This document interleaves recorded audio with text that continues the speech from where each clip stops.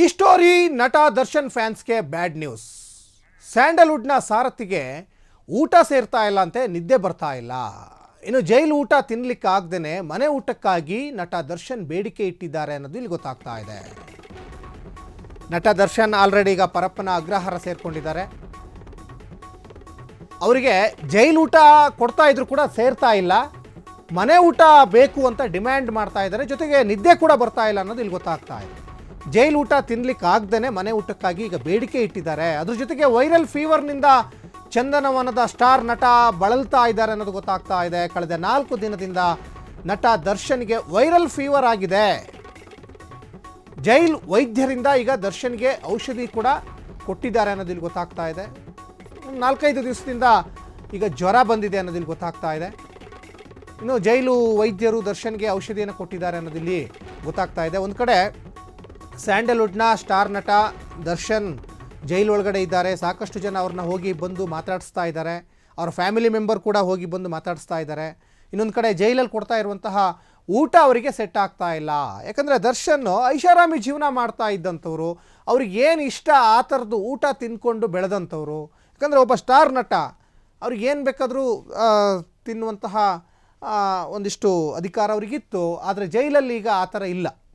ಯಾಕಂದರೆ ಜೈಲಲ್ಲಿ ನಿಯಮ ಇದೆ.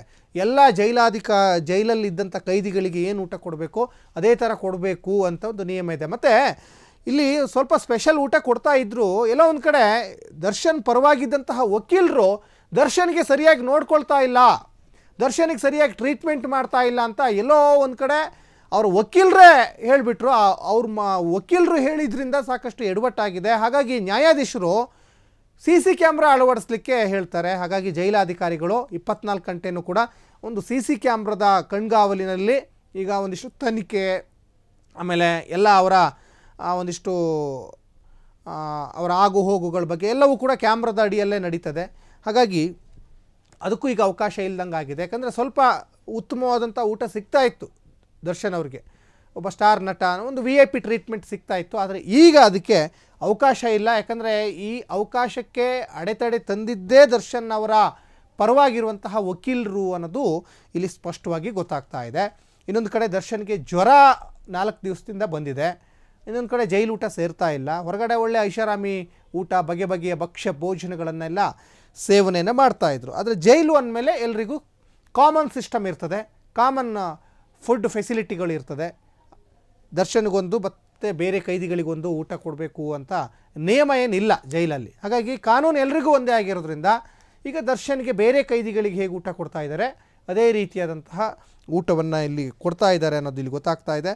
ಹಾಗಾಗಿ ದರ್ಶನ್ ಅಭಿಮಾನಿಗಳಿಗೆ ಎಲ್ಲೋ ಒಂದು ಕಡೆ ಸ್ವಲ್ಪ ಬೇಸರ ತಂದಿರೋದು ಎರಡು ಮಾತೇ ಇಲ್ಲ. ಖಂಡಿತವಾಗ್ಲೂ ಕೂಡ ಅವ್ರಿಗೆ ಬೇಸರ ತಂದಿರುತ್ತೆ. ಕ್ಷಣ ಕ್ಷಣದ ಸುದ್ದಿಗಳಿಗಾಗಿ ಫ್ರೀಡಂ ಟಿವಿ ಸಬ್ಸ್ಕ್ರೈಬ್ ಮಾಡಿ, ಲೈಕ್ ಮಾಡಿ ಹಾಗೂ ಫಾಲೋ ಮಾಡಿ. ಹೊಸ ಸುದ್ದಿಗಳ ನೋಟಿಫಿಕೇಶನ್ಗಾಗಿ ಬೆಲ್ ಐಕಾನ್ ಮೇಲೆ ಕ್ಲಿಕ್ ಮಾಡಿ.